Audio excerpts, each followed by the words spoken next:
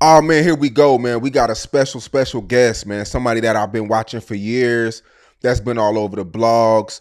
That came from nothing. JimmyBoi in the building, man. How you doing? Yes, sir. Yes, sir. I'm good, bro. How you doing?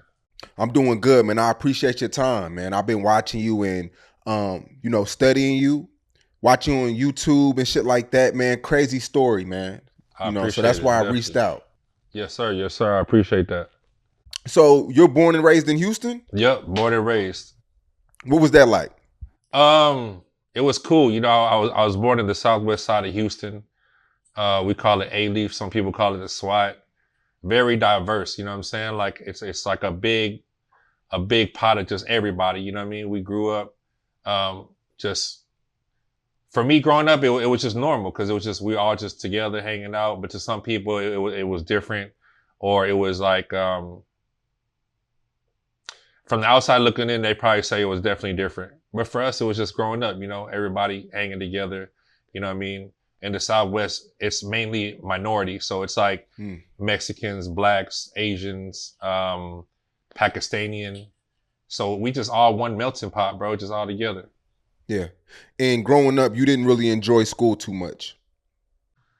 School was cool, but for some reason, like, I don't know why. I guess nowadays they call it like ADD or something, but I just couldn't focus, bro. Like, I felt like there was just so much more outside looking out the window. You know what I mean?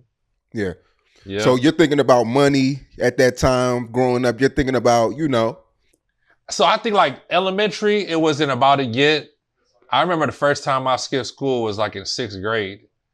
And it was just to just be outside and see what the world had to offer. You know what I mean? Just being so little. I don't know if you ever like went back to like your elementary school to visit or middle school. When you was at that age, it was so big. And then when you go back, it's like, yo, this place was small as hell, you know? Mm-hmm.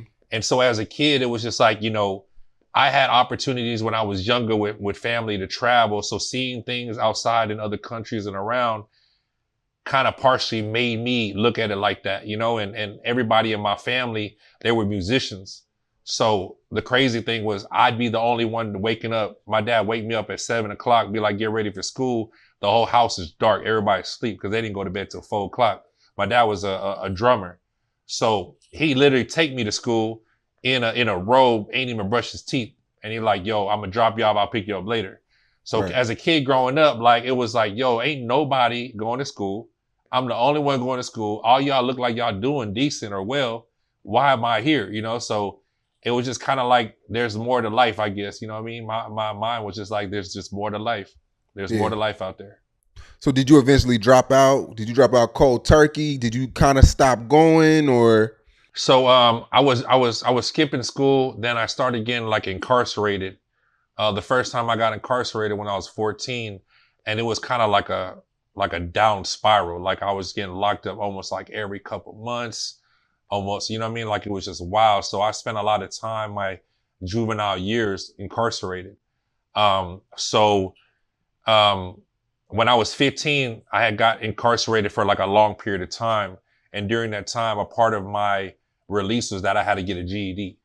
Mm. So I basically got the GED, got out, and still tried to go back to school, but it just wasn't, you know what I mean? As much as I tried, it just wasn't working out, you know what I'm saying?